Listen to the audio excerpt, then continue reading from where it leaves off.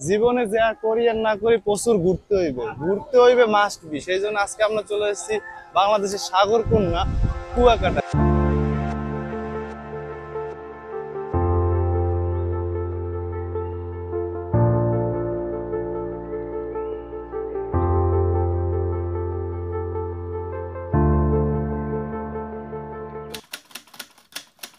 অপরূপ সুন্দর লীলাভূমি হচ্ছে সাগরকন্যা কুয়াকাটা, যা পটুয়াখালী জেলায় অবস্থিত।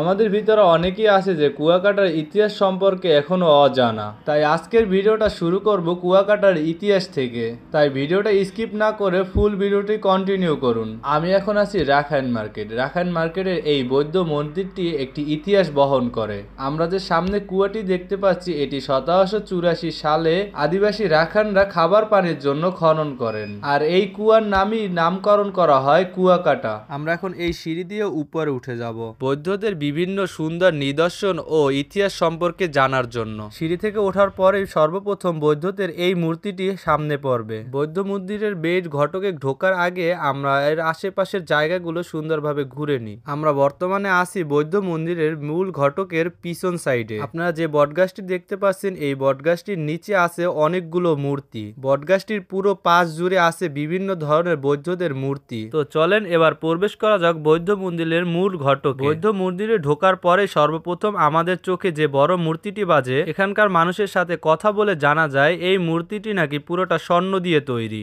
এছাড়াও এই বৌদ্ধ মন্দিরের দেওয়ালে অনেক ঐতিহাসিক ছবি ও তাদের কাহিনী সম্পর্কে লেখা আছে। আরেকটি ইন্টারেস্টিং জিনিস হচ্ছে এই ঘন্টাটি, যেটির রহস্য আমি উন্মোচন করতে পারিনি। আপনারা যদি কেউ জেনে থাকেন তাহলে আমাদের কমেন্ট বক্সে কমেন্ট করে জানান। আমরা তো বড় মূর্তিটা দেখছি, তো এইখানে আমার পিছনে যে ঘরটা দেখতে পাচ্ছেন, এইখানেও একটা মূর্তি আছে। জানি না কিছুর জন্য মূর্তিটা তারা তালা মেরে আটকিয়ে রাখছে।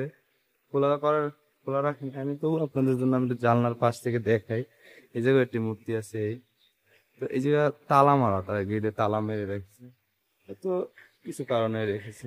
তো এতক্ষণ তো আমরা কুয়াকাটার ইতিহাস সম্পর্কে জানলাম। এখন আমরা কিভাবে সূর্য উদয় দেখতে পারবো সে সম্পর্কে আমরা জেনে নিব। সূর্য উদয় দেখার জন্য আমাদের সকালবেলা বের হয়ে একটি ভ্যান নিয়ে কুয়াকাটা মেইন পয়েন্ট থেকে পূর্ব দিকে যেতে হবে, তাহলেই আমরা এরকম একটি সুন্দর দৃশ্য উপভোগ করতে পারবো। সো এইবার আসেন আমরা কুয়াকাটার কোন স্পটে বসে গোসল করব বা আপনার প্রিয় মানুষদের সাথে সুন্দর একটি সময় কাটাবো। এর জন্য সবচেয়ে বেস্ট হবে কুয়াকাটা মেইন পয়েন্টটি, কেননা এই জায়গা 24 ঘন্টা প্রশাসনিক সেবা দেওয়া হয়। কুয়াকাটা সমুদ্র সৈকতে আসছি আর পানিতে নামবো না, সেটা কি করে হয়? এই জায়গা পানিতে নেমে আমরা বেশ ভালোই মজা করলাম বন্ধু বান্ধবের সাথে। অলরেডি সমুদ্রে নেমে অর্ধেক ভিজা হয়ে গেছে, শরীর অর্ধেক ভিজা বালিতে মেখে গেছে। লোক বন্ধু বান্ধবরা সবাই ফুটবল খেলতে আছে, আমি একটু ফুটবল খেলবো।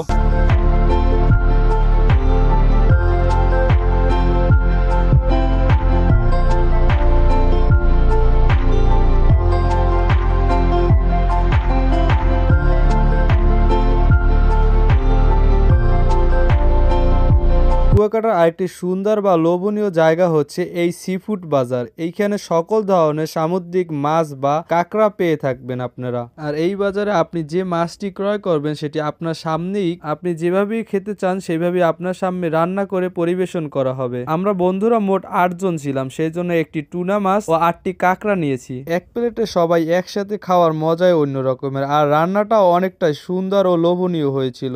অনেক তো খাওয়া দাওয়া হলো, এবার আমরা চলেন সূর্য অস্ত দেখে আসি। সূর্য অস্ত দেখার আগে আমরা যাব ঝাউবনে। ঝাউবনে যাওয়ার জন্য কুয়াকাটা মেইন পয়েন্ট থেকে একটি ভ্যান নিয়ে আমাদের পশ্চিমের দিকে যেতে হবে। ভ্যানে মাত্র 5 মিনিটে আমরা ঝাউবনে পৌঁছে যাব।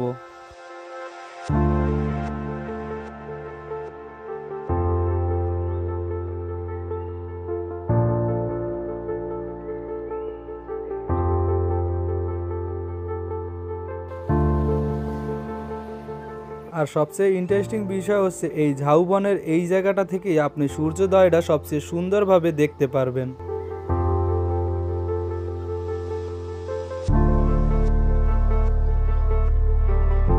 তো আজকের ভিডিওটা এই পর্যন্তই। সবাই ভালো থাকবেন, সুস্থ থাকবেন, আর চ্যানেলে নতুন হয়ে থাকলে লাইক সাবস্ক্রাইব নিশ্চয়ই করবেন।